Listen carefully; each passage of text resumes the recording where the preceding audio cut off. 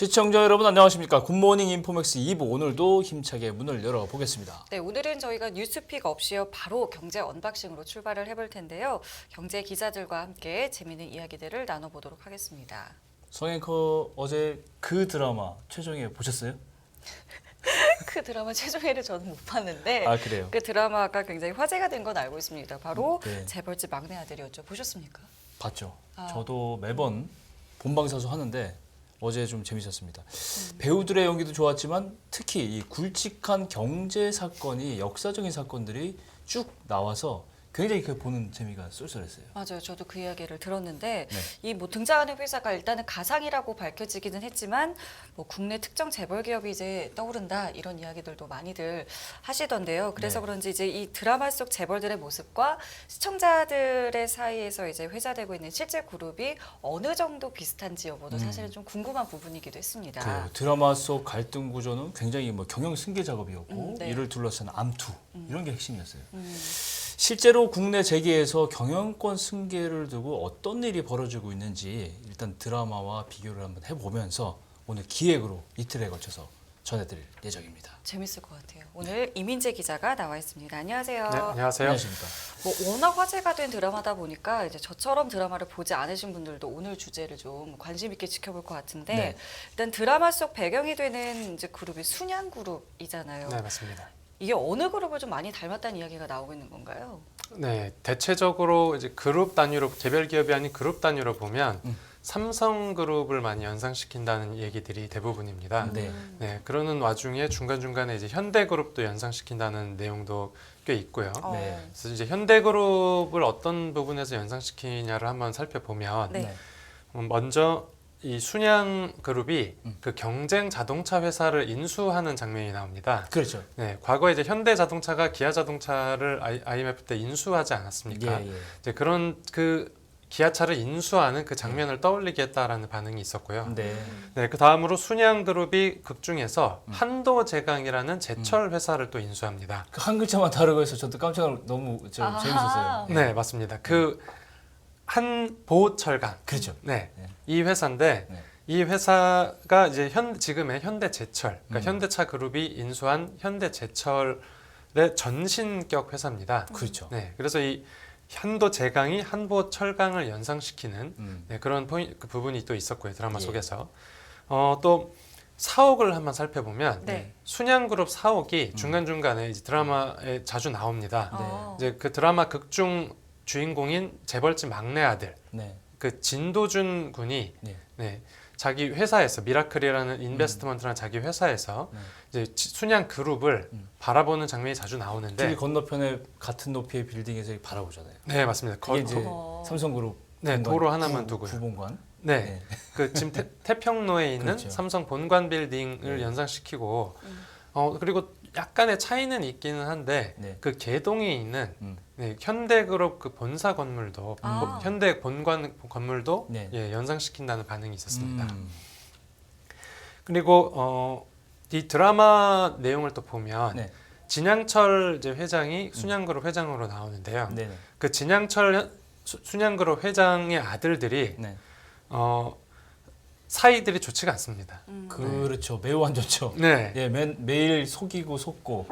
네. 네. 근데 좀 드라마라서 그런 것도 있지만 예. 이게 현실에서도 이런 자식들 간에, 그러니까 네. 아들이나 딸들 간에 네네. 어떤 사이가 안 좋은 모습이 종종 이제 포착이 되기도 하는데요. 네. 특히나 이제 현대 가문에 네네. 그 형제의 난이 있었습니다, 과거에. 그렇죠. 네, 이런 형제의 난 그 사건을 떠올리기도 했고, 당시 이제 형제의 난은 그 정주영 회장의 두 아들 간의 네. 그 경영권 그 승계를 둘러싼 갈등이었었습니다. 네. 예, 뒤에서 이제 설명을 자세히 또 해드리겠고요. 네. 그룹 단위 외에 이제 개별 기업 단위로 또 보면 먼저 고용 승계를 해달라고 네, 이제 부도 즉 위기에 몰린 회사가 네. 자동차 회사가 네. 그 직원들이 고용 승계를 해달라고 순양자동차. 네, 순양자동차는 아니고 이제 경쟁회사예요. 아 경쟁회사에 그렇죠. 네. 예, 고용승계를 해달라. 네, 완전 했죠. 고용 승계를 해달라고 예. 파업을 하는 장면이 있거든요. 이 이제 쌍용차 정리해고 사태를 연상시키는 부분이라는 말들이 있었습니다. 예. 예. 또 우리 드라마 속에서 주인공인 그 진도준이 타고 다니는 이제 그 자동차가 제일 아주 자주 등장하는데 그렇죠. 네, 이 차가 바로 그 옛날 대우의 대우 자동차의 간판이었던 이제 로얄 프린스 자동차입니다. 그 회색 자동차, 은색 자동차 말씀하시는 건가요? 드라마 속에서 아마 검은 차로 나왔을 텐데. 네. 예. 네. 아. 그래서 이제 대우 시절의 그 전성기를 추억하는, 네, 그 추억하게 해줬다라는 네, 그런 말들도 있었습니다. 잠시만요. 두 분 모두 드라마를 되게 많이 잘 보신 것 같아요. 저 다 봤죠. 그렇죠. 예. 저 재방송까지 봤습니다. 넷플릭스로. 그래서 저처럼 보지 않은 분들을 위해서 이 진도준이라는 주인공이 이제 저희가 아는 그 배우 송중기 그렇죠. 아, 예, 송중기가 예, 역할을. 예. 그렇게 연상을 해야지 저같이 안 본 사람들은 좀 아, 되는데 네, 그럼 그렇죠. 진양철 회장이 그 배우 이성민 씨. 아 그렇게 이해하면 되겠군요. 그렇죠. 예, 알겠습니다. 그래서 그 이성민 씨가 연기한 진양철 회장이 예. 순양그룹의 회장이고 아. 순양그룹을 일군 사람입니다. 아, 네. 예. 이제 원조 회장 이제 나오는데 진양철 회장 캐릭터 같은 경우는 삼성그룹의 이병철 회장, 그러니까 현대그룹의 정준영 회장 이렇게 비교가 되는데 어느 쪽에 더 가깝다 이런 평가가 있을까요? 네, 이제 진양철 회장이 드라 극 중에서는 그러니까 이성민 씨가 연기를 한 이 네. 진양철 회장이 이제 정미소에서 사업을 시작했다는 설정으로 그렇죠. 나옵니다. 예. 이 삼성그룹 이병철 네. 창업주와 이제 그 거기서 연상을 가지고 온 설정 같아 보이고요. 그렇죠. 네. 그리고 이제 반도체 사업을 이제 주변의 만류에도 불구하고 끝까지 밀어붙인 점이나 그리고 이제 경상도 사투리를 진하게 씁니다. 예. 네, 실제로 극 중에서도 예. 그 유명한 대사가 또 나오는데 한번 성대모사 한번 해보세요. 네. 준비해 오셨을 것 같은데. 네, 진양철 회장이 이제 마, 내가 가장 사랑하는 짝색이 누군지 모르나? 순양이다. 네, 이런 명대사가 나옵니다. 맞습니다. 아 정말 비슷합니다. 예. 그리고 네. 이제 배우 송중기 군은 한술 더 떠서 네네. 할아버지 급해서 제가 사려고요. 돈으로 사려고요. 순양. 이렇게 돈으로 사겠다는 할아버지보다 더한 손주가 나타납니다. 네. 네, 이게 드라마의 주된 설정인데 네. 그리고 이제 예전에 이병철 회장이 신라호텔에서 네. 그 주방장에게 초밥 밥알 개수를 물어보는 예, 그 맞아요. 유명한 일화가 있는데 오. 네, 그 일화를 그대로 차용해서 드라마에서 쓰기도 했었습니다. 그런데 그 진양철 회장이 네. 어릴 때부터 그 자라온 배경을 또 살펴보면 네. 이제 진양철 회장이 유년 시절이 상당히 어려운 유년 시절을 겪고 그 자수성가한 설정으로 나옵니다. 그렇죠. 예. 네, 이런 부분은 또 이제 고 정주영 명예회장을 연상시킨다는 이제 평가가 있고요. 예. 정주영 명예회장이 이제 어릴 때 가난이 싫어서 예. 그 가출해서 자수성가를 한 그 분이기 때문입니다. 예. 그런데 반면에 이병철 삼성그룹 창업주는 네. 이제 만석군 집안에서 태어나서 좀 유복하게 자란 편이고요. 예. 그래서 이 드라마에서 또 보면 그 순양그룹에 네. 이성민 씨가 연기를 한 진양철 회장의 예. 장남인 예. 이 진영기 부회장이라는 사람이 나오는데 그렇죠. 네, 예. 이 진영기 부회장이 자기 아버지 대신에 감옥살이를 하고 나오는 그 내용이 나옵니다. 무릎이 아팠잖아요. 그래서. 네, 맞습니다. 연골이 없는. 예. 경영권 승계가 어떻게 되는지 굉장히 궁금한데 제가 이민재 기자님을 보면서 네. 좀 질문을 못 하겠어가지고 성대모사 너무 잘하죠? 아, 예, 깜짝 놀라가지고 예. 이 현대그룹의 경영권 승계는 좀 어떻게 진행이 되었을까요? 네, 고 정주영 전 명예회장이 1967년 12월 29일에 네. 현대그룹을 창립합니다. 네. 그러니까 12월 29일이니까 오늘부터 지금 방송이 나가는 날로부터 3일 뒤가 이제 현대그룹의 이제 공교롭게도 55주년 창립 기념일입니다. 그러네요. 네. 네. 그리고 나서 2000년도에 아까 말씀드린 형제난이 벌어지게 됩니다. 네.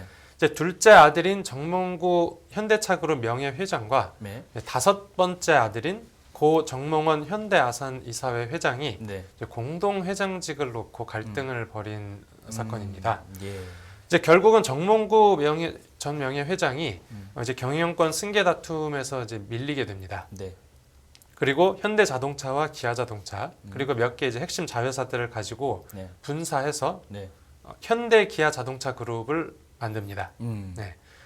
경영권 승계 다툼에서는 밀렸지만 그 덕분에 이제 현대기아자동차 그룹이라는 세계적인 또 글로벌 그룹이 탄생을 하게 된 계기가 된 거고요. 그렇죠. 그리고 나서 2011년에 네. 이제 고 정몽원 회장의 부인인 네. 네, 현재 이제 현대그룹 회장인 네. 현정은 현대그룹 회장과 현대건설 인수를 두고 네. 또 한 차례 다툼을 벌입니다. 네. 이제 법적 분쟁까지 가면서 결국 원래 안 좋았던 사이가 더 안 좋아지게 되고요. 그렇죠. 결국은 현대차 그룹이 이제 현대건설을 인수하면서 예. 이제 정몽구 전 회장이 이제 최종 승으로 결정이 납니다. 네. 그리고 이후에 이제 정몽구 회장은 현대기아 자동차 그룹을 지금의 현대자동차 그룹으로 이제 회사 그룹명을 바꾸게 됩니다. 그렇죠. 굉장히 우리의 역사와 함께하는 대기업들의 히스토리인데 현대그룹에서 현대차그룹까지 탄생까지 보면 참 진짜 우여곡절이 많아요. 이번 드라마를 통해서 저는 드라마 자체보다도 그 속에 있는 역사적 사건들을 하나씩 이게 처음에도 말씀드렸지만 그 사건들하고 연결이 되잖아요. 그게 굉장히 재밌었는데 어쨌거나 그렇게 해서 이제 순양 자동차가 극중의 순양 자동차가 이제 외형이 이제 200조가 넘는 세계적인 그룹이 된 거잖아요. 네, 맞습니다. 그렇죠. 그래서 수치로 살펴보면 어떻습니까? 한 매출이 200조가 넘어서 이제 세계 3위가 됐죠, 이제? 네, 그 순양차가 아니고 현대차죠. 그렇죠. 제가 너무 걱정에 빠져들었네요. 예. 네, 그 이제 수치로 이제 정확하게 더 예. 설명을 해드리면요. 예. 이 작년 기준으로 2021년 기준으로 예. 이제 매출이 211조 4천억 원이었습니다. 그리고 영업이익이 그 중에 10조 7천억 원을 냈고 네. 시가총액은 지금 140조 5천억 원에 달합니다. 예. 네, 재계 서열로 보면 작년까지 국내 이제 2위였는데 네. 네, 올해 SK그룹에 역전돼서 3위를 기록하고 있는 중입니다. 네. 그리고 2022년 그러니까 올해 8월 기준으로 네. 글로벌 자동차 판매 세계 3위에 세계 3위에 달하는 뭐 이제 명실상부 글로벌 최고 글로벌 기업 중에 하나라고 볼 수 있습니다. 네. 흔히 이제 뭐 재벌 이야기 나오면 뭐 구조적인 문제들도 많이 지적을 하고는 있지만 예. 이런 수치를 들어보면은 사실 우리나라 경제를 이끌어온 한 축이다라는 부분을 부인할 수는 없는 것 같아요. 맞습니다. 예. 그렇죠. 말 나온 김에 이제 경영권 관련 얘기로 들어가면 이게 또 핵심이잖아요, 또. 이게 스토리의 핵심인데 드라마 속에서는 승계구도로 둘러싼 암투들이 이제 굉장히 많이 나오는데 실제로 현대차 그룹 같은 경우는 지금 승계 작업 아직도 진행 중이다 이렇게 봐야 되는 거 아닌가요? 네, 지금 한창 진행 중입니다. 정몽구 명예회장에서 지금은 이제 3세인 정의선 회장이 이제 그룹을 이끌고 있습니다. 네. 2018년부터 2020년까지 수석 부회장직을 이제 맡아오다가 네. 2020년에 회장으로 승진을 하게 됩니다. 네. 정의성 회장으로 경영 승계 시도가 계속해서 이제 시도가 되고 있는데 예. 이게 만만치가 않습니다. 이 계속 그 중간에 걸림돌들이 있어서 그런데요. 네. 이 현대차 그룹의 경영 승계 작업을 이해를 하려면 네. 현대차 그룹의 현재 지배 구조 상태를 알아야 됩니다. 네. 그래서 이제 그림을 통해서 이제 설명을 드리자면 네. 네, 지금 자료가 나가고 있는지는 모르겠는데 예. 아직도 현대차 그룹이 그 순환 출자를 해소하지 못한 상태입니다. 네, 2014년도에 삼성그룹이 순환 출자를 해소한 것과 다르게 네. 현대차 그룹은 아직 순환 출자를 해소하지 못했는데 예. 지금 그림이 나오네요. 네. 자, 순환 출자를 이렇게 상태를 보면 네. 자, 네. 현대모비스가 이제 정의선 회장 바로 밑에 그 계열사들의 정점에 있는 걸로 나옵니다. 예. 그리고 저 화살표들을 따라가 보면 네. 자, 현대 글로비스와 현대제철을 포함하지 않은 상태로 네. 현대모비스가 현대차 그리고 현대차가 기아차를 지분을 가지고 있고 기아차가 네. 다시 현대모비스를 지분을 가지고 있는 아. 저 중간 고리가 하나 있고요. 네. 그리고 현대모비스에서 현대차, 현대차에서 기아, 기아에서 현대제철, 어. 제철에서 모비스로 가는 그러니까 제철을 낀 고리가 또 하나 있고요. 네. 네. 그리고 왼쪽에서 보시면 글로비스가 있는데 저 글로비스를 또 끼고 있는 고리가 또 하나가 또 있습니다. 아. 네, 이렇게 해서 크게 한 3개 정도 순환 출자 고리가 있다라고 우리가 보고 있는데요. 네. 그 공통적으로 들어가고 있는 회사가 모비스지 모비스요? 않습니까? 예, 모비스죠. 모비스입니다. 예. 모비스가 공통적으로 들어가고 있습니다. 그러니까 네. 모비스가 사실상 순환 출자를 해소하는 일과 또 그 경영권 승계에 키를 쥐고 있는 회사라고 할 수 있습니다. 순환 출자를 이제 해소를 하려면 그 순환 출자의 고리를 어디에선가 끊어줘야 되는데 현대차나 기아차를 지배 구조 정점에 두고 이제 고리를 끊어주면 가장 네. 좋기는 합니다. 네. 왜냐하면 대주주가 그래도 가장 많은 지분을 들고 있고 현대차와 네. 기아차가 사실상 이제 그룹을 대표하는 계열사니까요. 그렇죠. 하지만 그렇게 하려면 비용이 많이 듭니다. 예. 왜냐하면 이제 비용이 가장 적게 드는 게 음. 모비스를 지배구조 정점에 두는 건데 예. 현대차와 기아차는 이제 지분을 상대적으로 많이 들고 있는 반면에 네네. 대주주 그러니까 오너 일가 특히 정의선 회장이 들고 있는 모비스 지분이 너무 적기 때문입니다. 0.32%. 네, 반면에 모비스는 또 공통 분모에 있기 때문에 모비스를 정점으로 두는 지배구조 개편이 가장 비용은 적게 들고요. 네. 지금 정의선 회장이 들고 있는 모비스 지분이 한 0.32% 수준밖에 안 됩니다. 예. 네. 네. 그래서 지금 모비스 진수 자금을 마련하기 위해서 예. 이제 시장에서는 뭐 편법이라고 보고 있는데 그런 이제 다양한 뭐 자금 마련 방법을 또 시도하고 있고 예. 그런데 이제 원하는 대로 이루어지지는 못하고 있는 상황입니다. 그렇군요. 말씀하신 것처럼 뭐 다양한 작업들을 시도를 했을 것 같은데 처음에 걸림돌이 많다고 하셨잖아요. 네네. 뭐 어떤 이유 때문에 좀 잘 안 됐는지가 궁금한데요.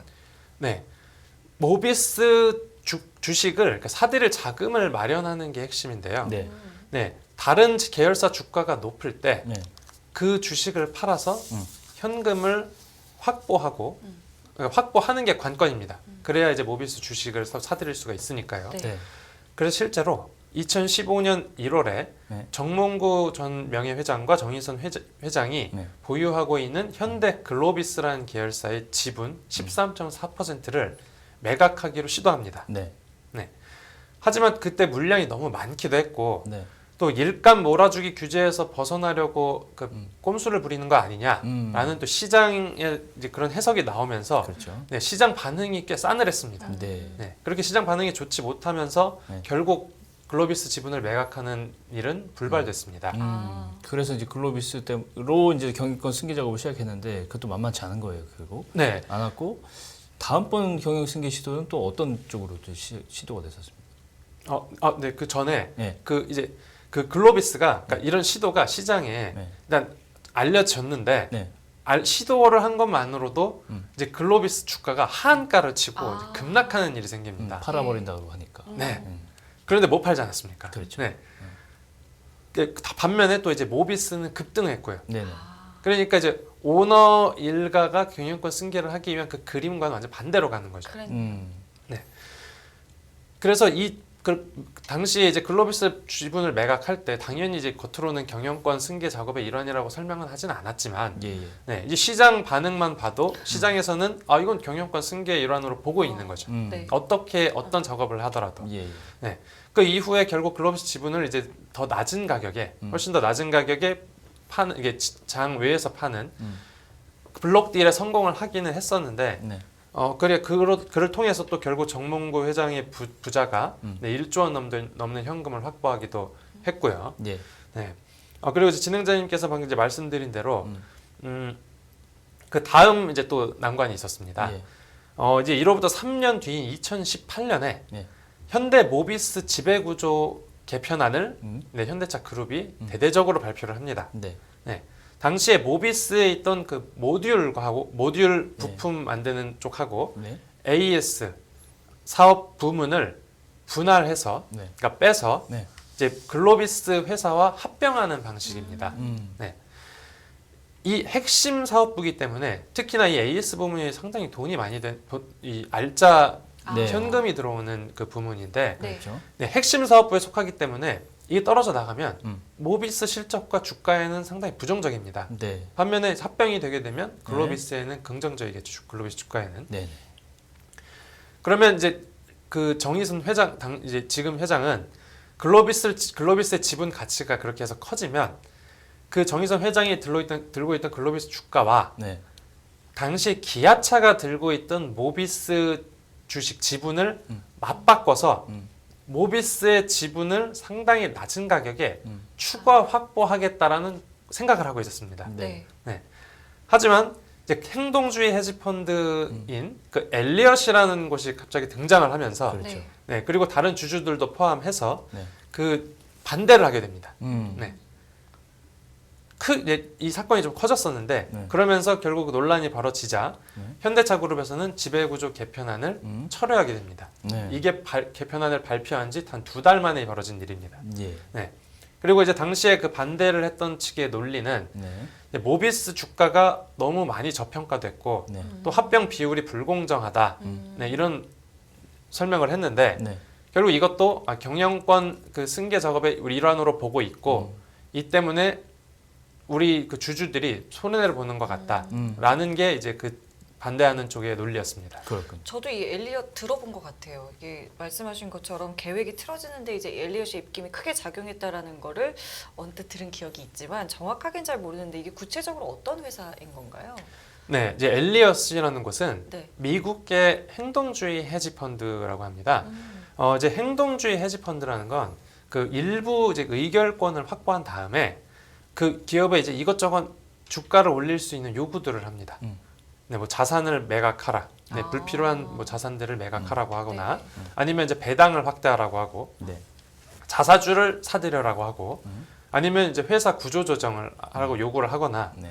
아니면 이제 지배 구조 개편을 하라고 뭐 이것저것 요구를 합니다. 네. 네, 그렇게 해서 보통 이제 우리가 주주 가치를 제고하기 위한 그 것들이라고 하는 그 일들이 요구 사항에 들어가는데요. 네. 행동주의 헤지펀드에 그가 요구하는 그렇게 주장을 하는 이유는 단 하나입니다. 그러니까 단기간에 주가를 올려서 네. 수익을 내고 그러니까 치고 빠지기 위함입니다. 네. 네.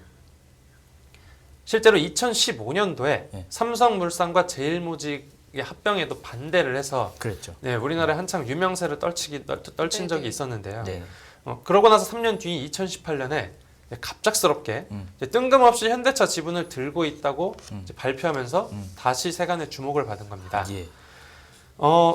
근데 지분 5%를 넘어야 이제 공시 의무 대상인데 네. 5%를 넘지는 않아서 정확한 지분 파악은 되지 않았었는데 네. 이제 업계에서는 현대차와 모비스 그리고 기아차 지분을 각각 한 2%대 정도를 갖고 있다고 알려졌습니다. 네. 이런 행동주의 헤지펀드를 이제 옹호하는 쪽도 있는데요. 당연히 이제 주주 가치를 제고한다는 측면에서 주주의 이익에는 뭐 긍정적이다. 네, 이런 평가가 있습니다. 네. 그리고 이렇게 엘리엇이 현대차 그룹을 공격하면서 실제로 네. 현대차 주가가 좀 오르기도 했었고요. 네. 이제 제가 이 당시 현대차를 직접 출입하면서 취재를 할 텐데 당시에 그 현대차 그 관계자가 한 말이었습니다. 네. 우리 회사 현대차 직원인데도 네. 우리 회사 주식을 왜 사냐? 현대차 주식은 오르는 주식이 아닌데 이런 말을 했습니다. 그 정도인데도 지금 엘리엇이 이렇게 개입을 해서 공격을 함으로 인해 현대차 주가가 올랐을 정도니까 네. 네, 그 영향력이 상당하다는 걸 알 수 있고요. 그렇군요. 네, 하지만 결국 행동주의 헤지펀드는 자기가 원하는 목표 수익을 이루면 엑시트, 그러니까 지분을 팔고 떠납니다. 네, 그러니까 자기가 자신의 결국 이익을 챙기는 게 우선이라는 점에서 네, 이 비판을 받고 있고요. 예. 실제로 엘리엇도 현대차 그룹을 공격한 지 딱 1년 뒤인 2019년 말에 현대차 그룹의 주요 계열사 지분을 모두 다 팔고 차익을 남기고 시장을 떠납니다. 그렇군요. 이 엘리엇 공격으로 어쨌든 당시에 이제 시도했던 것들은 포기하게 됐고 뭐 여전히 경영권 승계 시도를 하고 있을 텐데 가장 최근에는 어떤 시도를 했었을까요? 네, 최근에는 현대 엔지니어링을 상장하려고 했었습니다. 네, 아마 기억나실 텐데 네. 그때 당시에 상장을 통해서 정의선 회장의 승계 자금을 마련하기 위한 뭐 작업의 일환이다라고 이게 추정이 됐었습니다. 그렇죠. 시장에서는 예. 그렇게 추정을 했었는데 네. 당초 이제 회사 측에서는 한 1조 2천억 원 정도의 자금을 이제 상장을 통해서 그 자금을 확보한 다음에 네. 친환경 에너지 사업으로 이제 회사 사업을 전환하고 또 네. 신기술 융합에 쓰겠다고 표면적으로는 밝혔습니다. 예. 하지만 이제 시장에서는 네. 업계에서는 정의선 회장의 이제 승계 작업을 위한 유동성 확보 차원이라는 그 평가들이 더 컸습니다. 예. 왜냐하면 엔지니어링 상장으로 정의선 회장 측 그러니까 오너 일가가 4천억 원 정도를 이제 확보할 수 있을 거라고 추정이 됐었는데 네. 그 전체 상장 금액 중에 이제 한 절반 정도 예. 조금 안 되는 정도죠. 예. 네, 근데 이 정도면 현대 모비스 지분의 한 1.88%를 추가로 사들일 수 있는 수준입니다. 예. 그러다가 갑자기 현대차 그룹이 상장을 연기하겠다고 발표를 했는데 아. 예. 당시에 구주 매출이 많아서 예. 이제 시장 평가가 그렇게 좋지가 못했습니다. 예. 그러니까 신주를 발행해서 시장에 내놓고 네. 투자자를 끌어모은 다음에 예. 그 주식을 팔아야 되는데 그렇죠. 그렇게 되면 이제 지분이 더 희석되지 않습니까? 그렇죠. 이제 오너 일가의 지분이 더 떨어지니까 예. 구주 매출 그러니까 오너가 가지고 있는 지분을 시장에 내놓는 겁니다. 음. 그렇게 구주 매출이 많다는 것부터 일단 엔지니어링 상장이 총수 일가의 현금 확보를 위한 하나의 뭐 통로로 작용하는 거 그런 의심 아니냐? 받기 충분하죠. 네, 그런 네. 의심을 받은 겁니다. 네. 얼마 전에도 현대모비스에서 자회사를 신설한다는 보도가 있었는데 이 작업도 그럼 경영승계 작업의 일환이다 이렇게 의심할 수 있는 거지 않습니까? 네, 맞습니다. 예. 그 또한 이제 시장에서 경영 승계 작업의 일환으로 의심을 하고 있는데요. 네. 현대 모비스가 지난달에 이제 자회사 신설을 이제 완료하기는 했는데 네. 실제 이 발표는 한 8월에 나왔습니다. 네. 이미 8월에 나온 발표고 그렇죠. 그 작업이 이제 11월에 마무리가 된 건데 예. 그 작업을 일단 한번 살펴보면 네.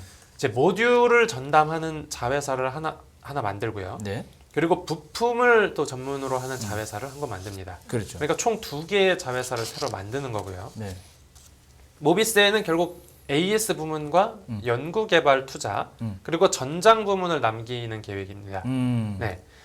그러니까 2018년 때 네. 지배구조 개편으로 발표한 것과는 좀 다릅니다. 네. 왜냐하면 그때는 알짜 자회사를 분할하는 내용이었는데 그렇죠. 지금은 알짜 자회사를 모비스에 남겼습니다. 그러니까 그 당시에 2018년도에 지배구조 개편이 무산된 거를 회사가 의식한 거 아니냐 네, 이런 추측이 나오고 있고요. 예. 네. 그런데 이제 자회사를 신설하겠다고 이제 발표 나온 게 8월인데 네. 이 첫 보도가 나온 직후에 시장 반응이 얼마나 안 좋았는지 모비스 주가가 3% 하락합니다. 네. 네. 당시에 그 물적 분할이 아니라 네. 현물 출자라고 이제 밝혔는데도 그 논란이 있던 겁니다. 현물 출자라고 밝혔는데도 논란이 있었다는 거는 물적 분할이랑 현물 출자의 차이를 좀 알아야 이해가 될 것 같은데 어떤 차이가 있는 건가요? 네, 이제 구체적으로 설명을 드리겠습니다. 예. 보통 주주들은 물적 분할을 한다고 하면 네. 좀 싫어합니다. 음. 네, 좀 격한 표현으로 학을 뗍니다. 어허. 왜냐하면 이제 물적 분할이라고 하면 네. 보통은 핵심 사업부로 하나를 떼내서 상장을 시킵니다. 네. 네, 새로운 법인을 만들고 그 회사의 지분은 그 전에 있던 모 회사가 다 가져갑니다. 네. 현물 출자는 네. 아예 새로 회사를 만듭니다. 네. 네, 사업부를 떼는 게 아니고 그 사업을 영위하는 새 회사를 만들고 네. 그 회사의 지분을 다 사들이는 겁니다. 그러니까 사실상 투자같이 보이는 거죠. 그렇죠. 네, 현금 네. 투자같이 보이기 때문에 현물 출자인 건데 네. 네. 이 현물 출자를 하면 이게 물적 분할은 사업부를 떼내는 거기 때문에 주주총회를 거쳐야 됩니다. 그렇죠. 네. 그런데 현물 출자는 주주총회를 거치지 않아도 되고 이사회의 결의만 거치면 됩니다. 네. 그러니까 설립하기가 더 쉽습니다. 그렇기 때문에 사실상 좀 더 편리한 이 그룹 회사 쪽에서 좀 더 편리한 물적 분할이나 다름 없다라고 이제 시장에서 생각하기 때문에 비판의 목소리가 나오는 거고요. 그렇군요. 네. 그렇게 회사가 현물 출자를 택한 건 이제 최근에 기업들이 하도 현물 출자를 하면서 이제 주주들에게 미운털이 박혔기 때문입니다. 이제 올해 초에 LG화학에서 LG 에너지 솔루션이 물적 분할된 게 아주 대표적인 사례고요. 그렇죠. 네. 근데 현대모비스가 이제 수익성이 상대적으로 떨어지는 사업을 떼내서 네. 자회사에 이제 넘기는 건데 보도자료 어디에도 이제 분할이라는 표현을 아예 뺐습니다. 네. 넣지 않았습니다. 그런데 하지만 그 현물 출자라고 해서 또 물적 분할보다 이거 기업 가치나 주주 가치를 높이는 건 아닌데요. 왜냐하면 오히려 주주의 의견이 전혀 반영이 안 되기 때문입니다. 네. 그렇군요. 이런 회사 측의 뭐 생산 효율의 목적이다 뭐 이렇게 변명을 해도 시장에서 사실 안 먹혔어요. 그죠? 결국 의심의 시선을 뭐 가릴 수는 없는 것 같은데. 네, 맞습니다. 그러니까 회사 측은 이제 생산 효율화가 목적이고 이번 사업 개편은 지배구조 개편과는 관련이 없다라고 선을 그었습니다. 예. 하지만 여전히 시장에서는 지배구조 개편의 선제적 일환이라고 그 보는 시각이 많은데요. 네. 그걸 어디서 볼 수 있냐면 실제 발표된 이후에 네. 모비스 주가가 나흘 만에 반등하게 됩니다. 네. 그러니까 처음 발표했을 때는 자회사가 떨어져 나간다고 하니까 떨어졌다가 이거 지배구조 개편 아닌가? 그러면 모비스가 또 지배구조의 정점에 오르게 되는데 그럼 오너가 모비스 주식을 또 사들이고 그 지배구조 정점에 있는 모비스가 지주사로 전환을 한 핵심 축이 될 거니까 미리 주가가 오른 겁니다. 시장에서 그렇죠. 예상을 하고. 예, 그렇죠. 예. 그래서 이제 사업을 개편하면 실제로 현대 모비스 매출의 한 80%에 달하는 제조 부분이 자회사로 떨어져 나가는 건데 네. 그러면 이제 모비스 주가가 조금 눌리겠지라고 이제 오너가 생각을 했는데 그 계산과 이제 반대로 간 거죠. 이것도 이제 하나의 걸림돌을 작용을 한 겁니다. 그렇군요. 네. 마지막으로 그래서 대주주가 이것 때문에 소위 주가 누르기 하고 있다 이런 비판도 있었잖아요. 맞습니다. 그죠? 어떤 이슈인지 좀 이것도 좀 마지막으로 설명 좀 해주시죠. 네, 그러니까 정의선 회장이 지금 보유한 주식 현황을 보면 네. 글로비스가 20%, 그리고 엔지니어링이 11%, 보스턴 다이내믹스라는 회사를 20% 정도 들고 있습니다. 네. 이게 결국 모비스 지분을 확보하기 위한 재원으로 쓰일 가능성이 큰데요. 네. 그러려면 아무래도 이제 오너 일가에서는 글로비스 같은 그 보유하고 있는 주가가 좀 오르기를 바랄 거고 네. 반대로 오너 일가는 그 모비스의 주가는 오히려 좀 내리기를 원할 겁니다. 모비스 주가를 사들여야 되니까요. 그렇죠. 네, 이런 이유 때문에 주가 누르기라는 비판이 제기되고 있는 겁니다. 예. 그러니까 한화그룹에서도 다른 계열사들이 그렇게 돈을 잘 벌고 잘 나가는데도 지주사 주가가 눌리고 있습니다. 그러니까 많이 못 오르고 있습니다. 네. 그러면서 이제 소액주주들이 네, 이건 다른 얘기구나.